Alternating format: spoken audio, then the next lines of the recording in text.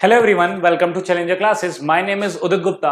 आज हम लोग डाइइलेक्ट्रिक मीडियम के बारे में एक डिटेल डिस्कशन करेंगे ताकि हम लोग अपने जो नेक्स्ट लेक्चर में हम लोग कैपेसिटेंस को डाइइलेक्ट्रिक जब इंसर्ट करते हैं तो कैसा बिहेव करना चाहिए, कैसा बिहेव करता है उसको अच्छे से समझ सके। तो डाइइलेक्ट्रिक होता क्या है? देखिए, डाइइलेक्ट्रिक उन इंसुलेटर्स को कहते हैं जिनमें चार्जेस तो फ्लो नहीं कर सकते, लेकिन अगर हम उनको किसी इलेक्ट्रिक फील्ड में रख दें तो उनके अंदर इलेक्ट्रिकल प्रॉपर्टी आ जाती है, उनके अंदर चार्जेस इंड्यूस होने लगते हैं जो कि एक नेट डाइपोल मोमेंट को क्रिएट करते हैं। तो क्या होता है डाइइलेक्ट्रिक? डाइइलेक्ट्रिक एक इंसुलेटर है जो इलेक्ट्रिकल प्रॉपर्टी शो करता है, इलेक्ट्रिकल बिहेवियर शो करता है जब हम उसे एक एक्सटर्नल इलेक्ट्रिक फील्ड में रखते हैं। हालांकि उसमें किसी तरह का चार्ज का फ्लो नहीं होता क्योंकि वो होता तो इंसुलेटर ही है, तो चार्जेस का फ्लो तो उसमें नहीं होता, लेकिन उसमें चार्जेस जो है वो इंड्यूस हो जाते हैं और वो अपनी जगह पर इंड्यूस रह करके एक नेट डाइपोल मोमेंट उस मटेरियल के अंदर क्रिएट करते हैं। ठीक है, तो जैसे यहां पर आप डेफिनेशन पढ़ोगे तो क्या लिखा है? A dielectric is a substance which does not allow the flow of charges through it, जिसमें से कोई भी चार्ज फ्लो नहीं कर सकता, but permits them to exert electrostatic forces on one another through it. लेकिन उसके थ्रू जो इलेक्ट्रिक फील्ड जा रही है, जो यूनिफॉर्म इलेक्ट्रिक फील्ड है, वो उसके अंदर से जब पास करेगी तो उसमें प्रेजेंट जो भी चार्जेस उन पर वो एक फोर्स लगाएगी। A dielectric is essentially an insulator which can be polarized through small localized displacement of charges। तो क्या होगा जब इलेक्ट्रिक फील्ड पास करेगी डाइइलेक्ट्रिक से, तो हल्का फुल्का जो चार्जेस है वो डिस्प्लेस कर जाएंगे। जैसे अब मैं बहुत बेसिक लेवल की बात करता हूं, एटॉमिक लेवल पर चलें तो क्या होगा, जैसे ही कोई डाइइलेक्ट्रिक मीडियम होगा तो उसमें भी एटम्स, वो भी एटम से बना है, हालांकि उसके चार्ज जो एटम्स के अंदर इलेक्ट्रॉन्स हैं वो फ्री तो है नहीं। तो क्या होगा, जैसे ही एक डाइइलेक्ट्रिक में इलेक्ट्रिक फील्ड जाएगी, एक इलेक्ट्रिक फील्ड पास करेगी डाइइलेक्ट्रिक से, तो जो एटम्स के अंदर जो इलेक्ट्रॉन है वो अपनी पोजीशन से हल्का सा डिस्प्लेस कर जाएंगे और एक डाइपोल मोमेंट क्रिएट करेंगे। क्या क्रिएट करेंगे? एक डाइपोल मोमेंट क्रिएट करेंगे। तो ऐसे मटेरियल को, ऐसे इंसुलेटिंग मटेरियल को हम डाइइलेक्ट्रिक कहते हैं। ठीक है, बात करी जाए तो यहां पर अगर हम देखें तो डाइइलेक्ट्रिक दो तरह के होते हैं। डाइइलेक्ट्रिक मीडियम दो तरह के होते हैं, polar dielectrics and non polar dielectric. अगर मैं बात करूं तो डाइइलेक्ट्रिक मीडियम की अगर मैं बात करूं, डाइइलेक्ट्रिक मीडियम की अगर मैं बात करूं तो डाइइलेक्ट्रिक मीडियम दो तरह के होते हैं। एक होता है polar dielectric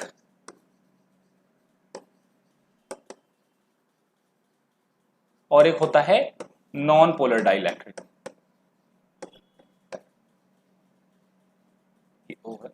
non polar dielectric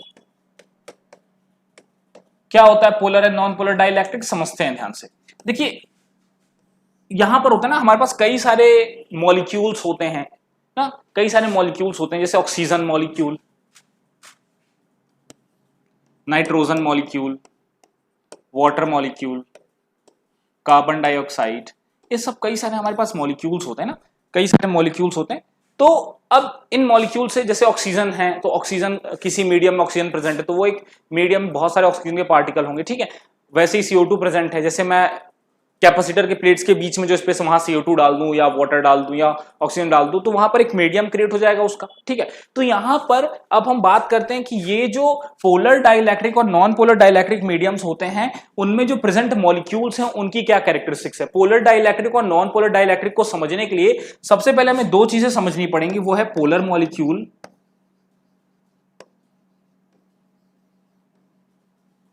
और नॉन पोलर मॉलिक्यूल।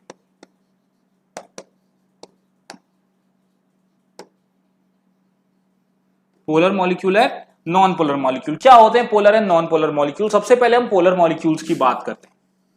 देखिए, अगर आप बात करिए तो मोस्ट ऑफ द यहां जो कंपाउंड्स मैंने लिखे हैं वो कोवेलेंट कंपाउंड्स हैं। अब मैं वाटर की ही बात करता हूं। वाटर में जो ऑक्सीजन होता है और जो हाइड्रोजन होता है वो कुछ ऐसे कंबाइन होता है, जो मॉलिक्यूल्स होते हैं वो कुछ ऐसे कंबाइन होते हैं ना,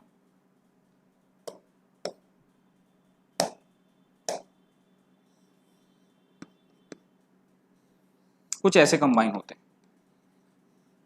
और इनके बीच का जो बॉन्ड एंगल होता है वो कितने डिग्री का होता है? कुछ पता है? कुछ याद है आपको?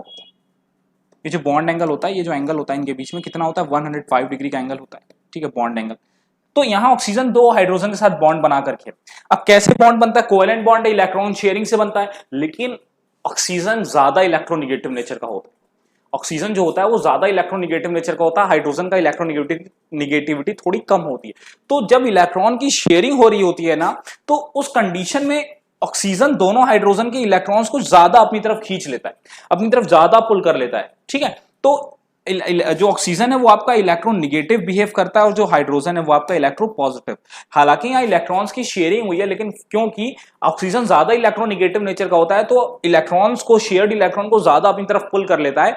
तो ये एक इलेक्ट्रो निगेटिव बिहेवियर होने की वजह से निगेटिवली बिहेव करता है और ये दोनों पॉजिटिवली बिहेव करते हैं, जिसकी वजह से एक डाइपोल मोमेंट आ जाता है।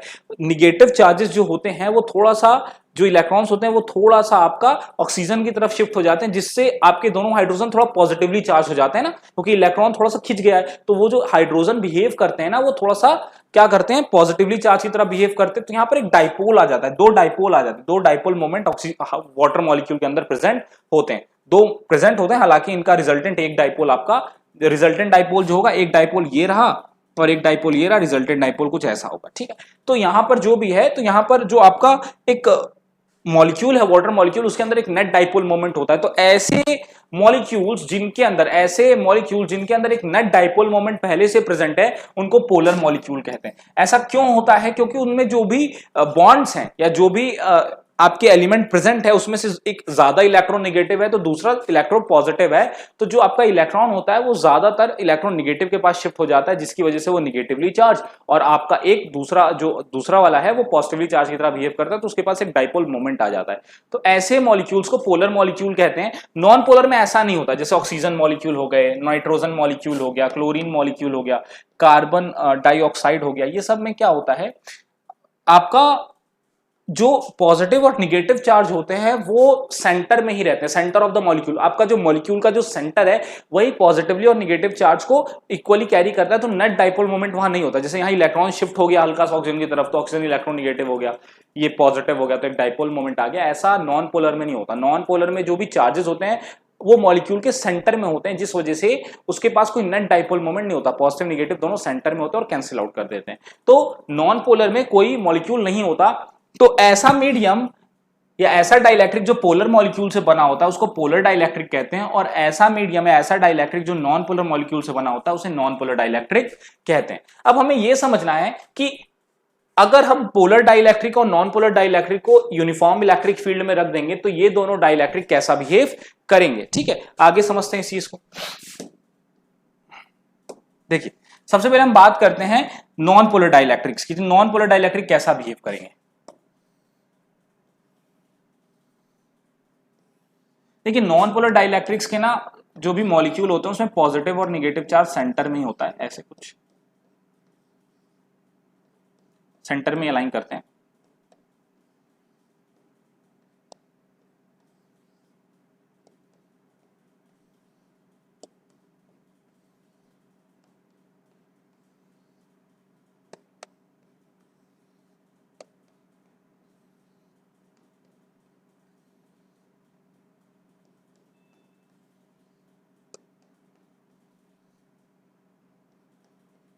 ठीक है, अब ये सेंटर में अलाइन करते हैं और नेट जो डाइइलेक्ट्रिक होता है उसमें कोई डाइपोल मोमेंट नहीं होता। अभी ये यहाँ इलेक्ट्रिक फील्ड हमने अप्लाई नहीं करी, लेकिन जैसे ही हम इसको एक इलेक्ट्रिक फील्ड में रख देते हैं, जैसे मान लेते हैं कि इलेक्ट्रिक फील्ड जिसकी डायरेक्शन कुछ ऐसे है, हम इसमें अपने डाइइलेक्ट्रिक को रख देते हैं, नॉन पोलर डाइइलेक्ट्रिक को रख देते हैं। मेरा नॉन पोलर डाइइलेक्ट्रिक है, नॉन पोलर डाइइलेक्ट्रिक, ठीक है। जैसे ही हम इसको एक इलेक्ट्रिक फील्ड में रख देते तो होता क्या है, तो होता कुछ यूं है, अभी यहां पर इलेक्ट्रिक फील्ड 0 है, ठीक है, लेकिन जैसे ही हमने यहां पर एक इलेक्ट्रिक फील्ड दे दी इस डायरेक्शन में, तो होगा क्या, जैसे ही इलेक्ट्रिक फील्ड 0 नहीं रहेगी, इलेक्ट्रिक फील्ड की कुछ वैल्यू आ जाएगी, हम इसको कुछ किसी इलेक्ट्रिक फील्ड में रख देंगे, तो इलेक्ट्रिक फील्ड इस डायरेक्शन में, मतलब इधर पॉजिटिव चार्ज है इलेक्ट्रिक फील्ड का, और इलेक्ट्रिक फील्ड कहां से कहां जाती है, पॉजिटिव टू निगेटिव, यानी इस तरफ का जो एरिया है इलेक्ट्रिक फील्ड का, इधर पॉजिटिव चार्ज का कंसंट्रेशन रहा होगा और आगे निगेटिव चार्जेस हैं। तो जो इसके अंदर जो आपके जो चार्जेस थे निगेटिव और पॉजिटिव चार्जेस नॉन पोलर के, जो अभी मॉलिक्यूल के सेंटर में अलाइन था, वो हल्का सा डिस्प्लेस हो जाते हैं। वो हल्का सा क्या हो जाते हैं, डिस्प्लेस हो जाते हैं। डिस्प्लेस होने से क्या होता है, जो निगेटिव चार्ज होता है वो इलेक्ट्रिक फील्ड के पॉजिटिव एंड की तरफ थोड़ा सा शिफ्ट हो जाता है, और पॉजिटिव चार्ज जो होता है वो इलेक्ट्रिक फील्ड के इलेक्ट्रिक फील्ड की डायरेक्शन में क्या हो जाता है, अपने आप को अलाइन कर लेता है। तो जो अभी पॉजिटिव और निगेटिव चार्ज का जो सेंटर था वो सेंटर में नहीं रहेंगे दोनों चार्ज, वो क्या होंगे, वो शिफ्ट हो जाएंगे, सेंटर से दूर हो जाएंगे। Negative charge positive electric field के पॉजिटिव डायरेक्शन में, यानी जिस तरफ पॉजिटिव चार्ज है उस तरफ, और जो पॉजिटिव चार्ज है आपके मॉलिक्यूल का वो इलेक्ट्रिक फील्ड की डायरेक्शन में अपने आप को अलाइन कर लेगा, कुछ इस तरीके से जैसे मैंने बनाया है।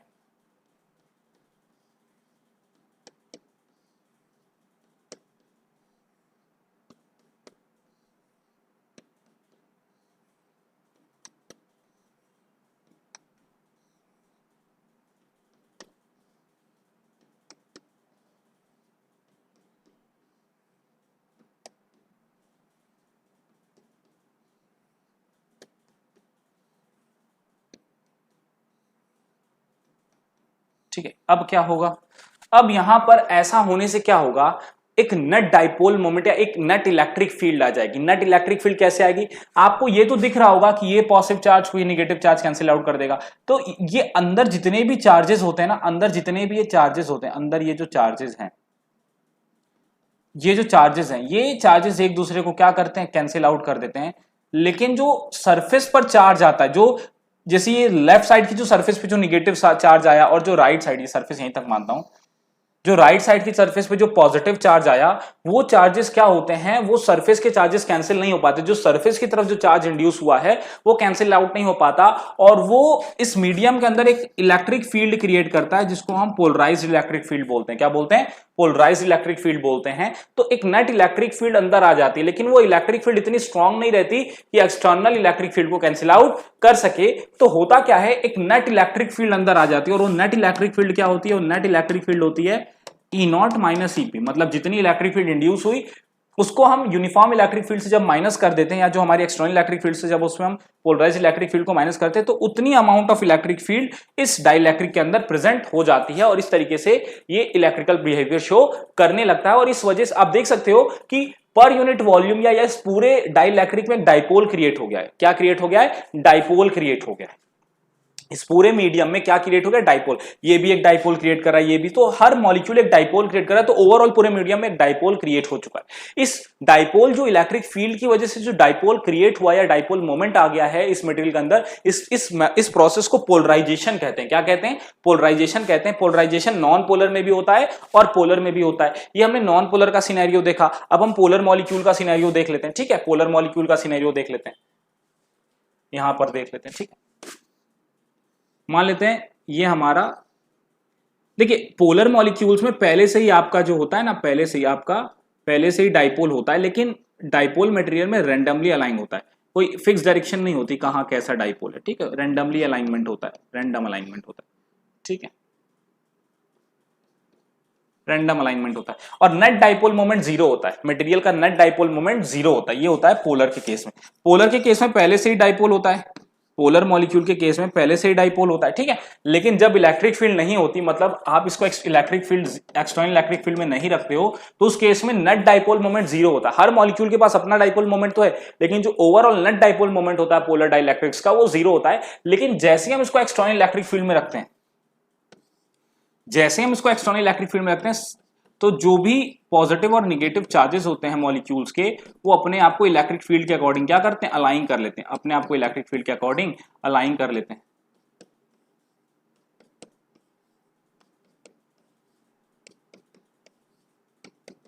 और क्या होता है, और इसमें भी एक नेट डाइपोल मोमेंट क्रिएट हो जाता है, और यहां पर भी हो जाता है पोलराइजेशन। यहां पर भी क्या हो जाता है, पोलराइजेशन हो जाता है। ठीक है, यहां पर भी पोलराइजेशन हो जाता है।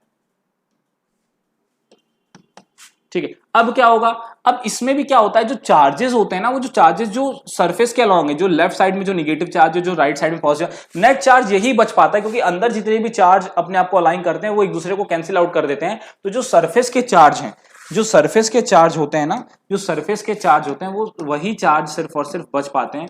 बाकी ये जो जितने भी इनसाइड द डाइइलेक्ट्रिक जो चार्ज है, besides the charge on the surface जो इंड्यूस हुए हैं, उसके अलावा अंदर जितने भी चार्ज होंगे वो एक दूसरे को कैंसिल आउट कर देंगे, ठीक है। तो नेट चार्ज जो आता है वो सरफेस पर ही आ पाता है डाइइलेक्ट्रिक के, ठीक।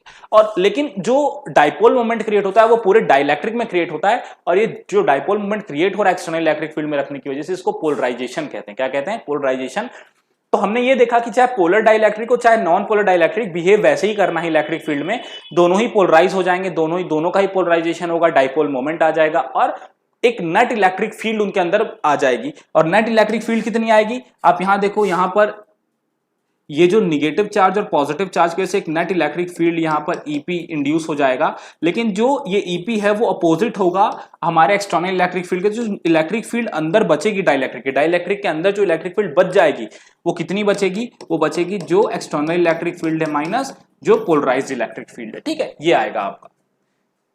कंडक्टर से कैसे अलग है डाइइलेक्ट्रिक मीडियम? तो कंडक्टर में जो इलेक्ट्रिक फील्ड इंड्यूस होती थी वो उतनी ही होती थी जितनी एक्सटर्नल इलेक्ट्रिक फील्ड है। कंडक्टर में जो अंदर इलेक्ट्रिक फील्ड इंड्यूस होती थी वो एक्जैक्टली उसी के इक्वल इंड्यूस होती थी जो बाहर है। और तो net electric field inside the conductor 0 होता था, लेकिन यहां नेट इलेक्ट्रिक फील्ड कुछ मिलेगा आपको, कुछ वैल्यू मिलेगी आपको, क्योंकि ये जो पोलराइज्ड इलेक्ट्रिक फील्ड है बहुत वीक होती, इतनी स्ट्रांग नहीं होती कि ये एक्सटर्नल इलेक्ट्रिक फील्ड को कैंसिल आउट कर सके, ठीक है। तो आई होप आपको ये कॉन्सेप्ट समझ में आ गया होगा कि क्या होता है जब डाइइलेक्ट्रिक मीडियम को आप इलेक्ट्रिक फील्ड में प्लेस करते हो, पोलर डाइइलेक्ट्रिक्स क्या होते हैं, नॉन पोलर डाइइलेक्ट्रिक्स क्या होते हैं, कैसा बिहेव करते हैं, ये सारा आपको आगे क्लियर हो गया होगा। आइए कुछ डेफिनेशंस की तरफ बढ़ते हैं। अब कुछ डेफिनेशंस की तरफ बढ़ते हैं। तो सबसे पहला क्या है? Polar and non polar dielectric क्या होता है? Polar and non polar dielectrics develop a net dipole moment in the presence of an external electric field. हमने देखा था जैसे ही हम polar and non polar dielectrics को इलेक्ट्रिक फील्ड में रख रहे थे तो हो क्या रहा था, सारे मॉलिक्यूल्स में जो नेगेटिव और पॉजिटिव चार्जेस को वो अपने आप को एक प्रॉपर डायरेक्शन में अलाइन कर ले रहे थे, जिससे एक नेट डाइपोल मोमेंट उनमें क्रिएट हो जा रहा था। और इसको क्या कहते हैं? इसी को पोलराइजेशन कहते हैं। क्या कहते हैं? पोलराइजेशन कहते हैं। आगे पढ़ते हैं। The polarization is defined as the dipole moment per unit volume, dipole moment developed per unit volume and its magnitude is usually referred as the polarization density. जो पोलराइजेशन होता है वो क्या होता है कि कितना dipole moment per unit volume जो है वो क्रिएट हुआ है, और इस पोलराइजेशन की जो वैल्यू आती है उसको पोलराइजेशन डेंसिटी भी बोलते हैं। The direction of polarization is same as that of the external field. और पोलराइजेशन की डायरेक्शन क्या होती है? वही होती है जो एक्सटर्नल फील्ड की होती है, ठीक है। आइए इसको देख लेते हैं। अच्छा, पोलराइजेशन डेंसिटी की डेफिनेशन एक बार पढ़ लेते हैं। The induced dipole moment developed per unit volume of a dielectric when placed in an external field. ये तो हमने देख लिया ऊपर भी कि पोलराइजेशन डेंसिटी क्या होती है, कितना डाइपोल मोमेंट इंड्यूस हो रहा है पर यूनिट वॉल्यूम, उसी को हम क्या कहते हैं? पोलराइजेशन डेंसिटी कहते हैं। आइए इसको एक बार डायग्राम के थ्रू समझते हैं। देखिए जैसे मान लेते हैं ये हमारा कोई मीडियम था और यहां पर देखो, मैं पूरे चार्जेस नहीं बनाने वाला क्योंकि जो इनसाइड द डाइइलेक्ट्रिक जो चार्जेस होंगे वो एक दूसरे को कैंसिल आउट कर देंगे। जो नेट चार्ज बचेगा वो खाली कहां बचेगा? वो खाली सरफेस पर बचेगा डाइइलेक्ट्रिक के, ठीक है। तो यहां पर क्या होगा? यहां पर आपका मान लेते इधर माइनस क्यूपी चार्ज इंड्यूस हो गया और यहां प्लस क्यूपी चार्ज इंड्यूस हो गया। उसकी वजह से यहां पर क्या हुआ? एक नेट डाइपोल मोमेंट आ गया ना डाइइलेक्ट्रिक में। कितना डाइपोल मोमेंट आ गया? सबसे पहली बात हम मान लेते हैं डाइइलेक्ट्रिक का जो क्रॉस सेक्शन एरिया है जिस पर चार्ज आया है वो क्रॉस सेक्शन एरिया ए है। तो यहां पर अगर आप देखोगे तो जो सरफेस चार्ज डेंसिटी जो आई है पोलराइजेशन की वजह से वो कितना आएगी? Charge upon area. कितनी आएगी? चार्ज अपॉन एरिया आएगी। और अभी हमने पोलराइजेशन डेंसिटी क्या पढ़ा? पोलराइजेशन डेंसिटी पढ़ा डाइपोल मोमेंट इंड्यूस पर unit volume. Dipole moment induce पर यूनिट वॉल्यूम। तो जो डाइपोल मोमेंट इंड्यूस हुआ है वो क्या होता है? डाइपोल होता क्या है? डाइपोल होता है charge into product of charge into distance between them. तो यहां देखो जो चार्ज है, देखो यहां पर जो नेट चार्ज है वो Q है, जो इंड्यूस हुआ है वो कितना हुआ है? Q हुआ है। और डिस्टेंस कितना है दोनों चार्जेस के बीच में? पॉजिटिव और नेगेटिव चार्ज के बीच में D है। तो यहाँ जो नेट डाइपोल इंड्यूस हुआ है वो कितना हुआ है? QP इंटू D हुआ है। देखो डाइपोल क्या होता है? चार्ज इंटू प्रोडक्ट होता है चार्ज और डिस्टेंस का। तो यहाँ चार्ज कितना इंड्यूस हुआ है? Q चार्ज इंड्यूस हुआ इधर और प्लस Q चार्ज इंड्यूस हुआ इधर। तो नेट डाइपोल कितना होगा? Charge into distance between them. Volume क्या होता है? वॉल्यूम होता है एरिया इंटू, वॉल्यूम बताओ, area into distance, area into length, ठीक है। अब यहां पर देखो, यहां से QP अगर आप देखोगे तो QP आपका क्या है? QP आपका सिग्मा P इंटू ए है। सिग्मा P इंटू ए पुट करते हैं QP की जगह। अच्छा, D से D कैंसिल आउट हो गया। अच्छा यहां पर एक चीज और देखिए, आपका QP अपॉन A जो है वही तो आपका क्या है, सरफेस चार्ज डेंसिटी जो इंड्यूस हुई है।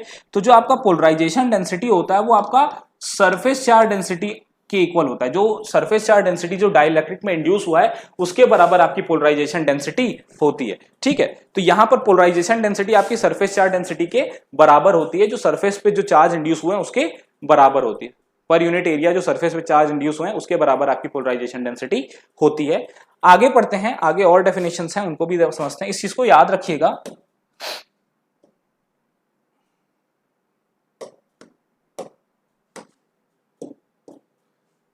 The ratio of the polarization to the E times the external field is called the electrical susceptibility of the dielectric.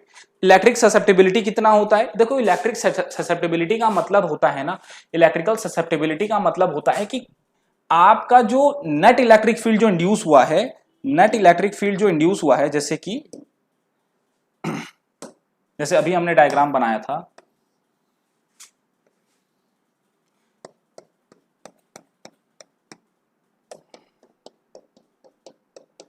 देखिए मैं बार बार सिर्फ सरफेस पर बना रहा हूं। यहां जो ओवरऑल जो डाइपोल ऐसे था वो मैं बार बार नहीं बना रहा, क्योंकि मैंने आपको बताया ये जो इनसाइड द डाइलेक्ट्रिक होता है ना, जो चार्जेस हम एक दूसरे को कैंसिल आउट कर लेते हैं, पॉजिटिव नेगेटिव का पेयर एक दूसरे को कैंसिल आउट कर लेता है, तो जो चार्जेस बचते हैं वो सिर्फ और सिर्फ सरफेस पर बचते हैं। इसलिए मैं उस चीज को जो है आपको नहीं बना रहा, मैं सिर्फ सरफेस का चार्ज बना रहा हूं जो कि एक्चुअल में रिजल्टेंट बचेगा।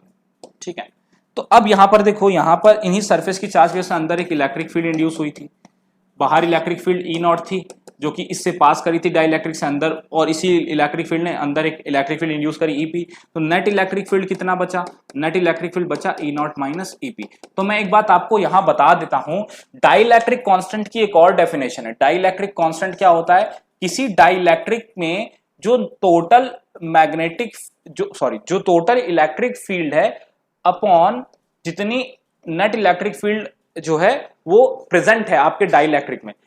Dielectric is the ratio of कि टोटल आपका यूनिफॉर्म इलेक्ट्रिक फील्ड कितना है जिसमें आपने उसको रखा है अपने डाइलेक्ट्रिक को, अपॉन कितना नेट इलेक्ट्रिक फील्ड डाइलेक्ट्रिक में प्रेजेंट है, उसका जो रेशियो होता है वो आपको क्या देता है? वो आपको डाइलेक्ट्रिक कांस्टेंट की वैल्यू देता है कि कितना यूनिफॉर्म इलेक्ट्रिक फील्ड, कितना नेट इलेक्ट्रिक फील्ड क्रिएट कर पाएगा किसी डाइलेक्ट्रिक में, वो उस डाइलेक्ट्रिक की वैल्यू होती है, वो उस डाइलेक्ट्रिक की वैल्यू होती है। ठीक है, तो फिर से बोलता हूं, कोई एक्सटर्नल इलेक्ट्रिक फील्ड कितना नेट इलेक्ट्रिक फील्ड इंड्यूस या क्रिएट कर पाएगा किसी मीडियम में, वो उस मीडियम की डाइलेक्ट्रिक वैल्यू या डाइलेक्ट्रिक कांस्टेंट होता है उसका। ठीक है, ये एक चीज आप समझ लो। अच्छा, इलेक्ट्रिकल ससेप्टिबिलिटी की बात मैं करता हूं। यहां पर देखो जो पोलराइजेशन डेंसिटी होती है ना, वो डायरेक्टली प्रोपोर्शनल होती है कि कितनी नेट इलेक्ट्रिक फील्ड हमारी डाइलेक्ट्रिक के अंदर प्रेजेंट। देखिए क्या होगा, हमारा जितना ज्यादा नेट इलेक्ट्रिक फील्ड इसमें इंड्यूस होगा वही हमारा वो डायरेक्टली प्रोपोर्शनल होगा हमारे पोलराइजेशन के। और इस प्रोपोर्शनलिटी को हटाने के लिए हम कांस्टेंट का यूज करते हैं एप्सिलॉन नॉट काई, और यही हमारा जो काई है, यही हमारा क्या है, यही हमारी ससेप्टिबिलिटी है। तो काई क्या हो गया आपका? काई हो गया polarization upon epsilon naught into E induced. ठीक है, ये हमारा क्या हो गया?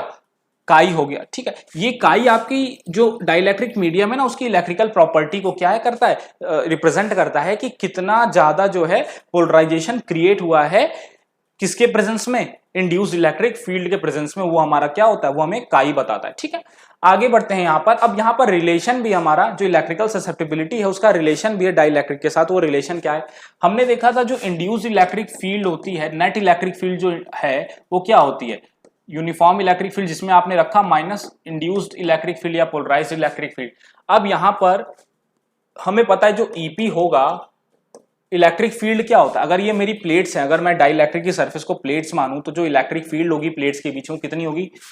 Surface charge density upon epsilon not. दो अपोजिटली चार्ज प्लेट्स के बीच की इलेक्ट्रिक फील्ड ऐसी तो निकालते हैं, सरफेस चार्ज डेंसिटी इनटू, और सरफेस चार्ज डेंसिटी हमारा किसके इक्वल होता है? पोलराइजेशन के इक्वल होता है। सरफेस चार्ज डेंसिटी हमारा किसके इक्वल होता है? पोलराइजेशन के। और पोलराइजेशन यहां पर किसके इक्वल है? पोलराइजेशन यहां पर किसके इक्वल है? Polarization upon epsilon naught. Polarization यहां इक्वल है epsilon naught chi E upon epsilon naught, इसके इक्वल है। तो एप्सिलॉन नॉट से एप्सिलॉन नॉट कैंसिल हो गया, तो ईपी मेरा क्या बचा? ईपी मेरा बचा काई ई। ठीक है, तो यहां से क्या आ गया हमारा? E is equals to epsilon naught minus chi. दोनों तरफ मैं ई से डिवाइड करा देता हूं, दोनों तरफ मैं ई से डिवाइड करा देता हूं, ई अपॉन ई, दोनों साइड में ई से डिवाइड करा देता हूं, तो ई से ई कैंसिल आउट हो जाएगा, क्या बचा, ई अपॉन ई ये हो जाएगा 1, ई अपॉन ई ये क्या हो जाएगा, ये 1 हो जाएगा, और ई अपॉन ये हमारा डाइलेक्ट्रिक होता है माइनस काई, तो यहां से क्या आया, dielectric constant is equals to 1 plus chi, यानी dielectric constant is equals to 1 plus susceptibility. ये ससेप्टिबिलिटी और डाइलेक्ट्रिक का क्या आ गया, रिलेशन आ गया, ये ससेप्टिबिलिटी और डाइलेक्ट्रिक का क्या आ गया, रिलेशन आ गया। इसको नोट डाउन कर लीजिए,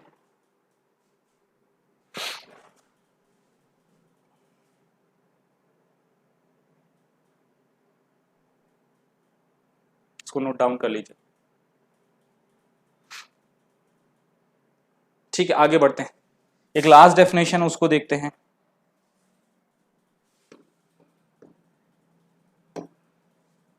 डाइलेक्ट्रिक स्ट्रेंथ क्या होता है, डाइलेक्ट्रिक स्ट्रेंथ ये होता है कि कोई भी डाइलेक्ट्रिक मीडियम कितनी मैक्सिमम इलेक्ट्रिक फील्ड को झेल सकता है, मतलब आप किसी भी डाइलेक्ट्रिक को कितनी मैक्सिमम यूनिफॉर्म इलेक्ट्रिक फील्ड में आप, या किसी कितनी मैक्सिमम इलेक्ट्रिक फील्ड में आप उसको प्लेस कर दो ताकि उसकी प्रॉपर्टीज ना डिस्टर्ब हो, मतलब वो इंसुलेटिंग मीडियम इंसुलेटिंग ही रहे, कंडक्टिंग ना बन जाए। आपको पता है इंसुलेटिंग मीडियम भी कंडक्टिंग बन जाते हैं, जब उन्हें बहुत ज्यादा इलेक्ट्रिक फील्ड में रख देते हैं ना तो कंडक्टिंग बन जाते हैं, जिनसे उनकी प्रॉपर्टीज अफेक्ट हो जाती हैं। तो किसी भी इंसुलेटिंग मीडियम की जो स्ट्रेंथ होती है, जो डाइलेक्ट्रिक स्ट्रेंथ होती है, वो ये होती है कि आप उसको कितनी मैक्सिमम इलेक्ट्रिक फील्ड दे दो कि वो अपनी इंसुलेटिंग प्रॉपर्टी को लूज ना करे, अपनी इंसुलेटिंग प्रॉपर्टी को खो ना दे, तो वो जो वैल्यू होती है या वो जो स्ट्रेंथ होती है उसी को डाइलेक्ट्रिक स्ट्रेंथ कहते हैं। इसके बाद नेक्स्ट लेक्चर में हम लोग कैपेसिटेंस से एसोसिएटेड डाइलेक्ट्रिक फेनोमेनन्स को समझेंगे कि किसी कैपेसिटेंस के बीच में डाइलेक्ट्रिक इंसर्ट करने पर उस कैपेसिटेंस की वैल्यूज कैसे अफेक्ट होती हैं, अदर फैक्टर्स कैसे बदल जाते हैं, चार्जेस कैसे बदल जाते हैं, उस कैपेसिटेंस के चार्ज होल्डिंग कैपेसिटी कैसे बदल जाती है, ये सारा कुछ हम लोग नेक्स्ट लेक्चर में डिस्कस करेंगे। Thank you.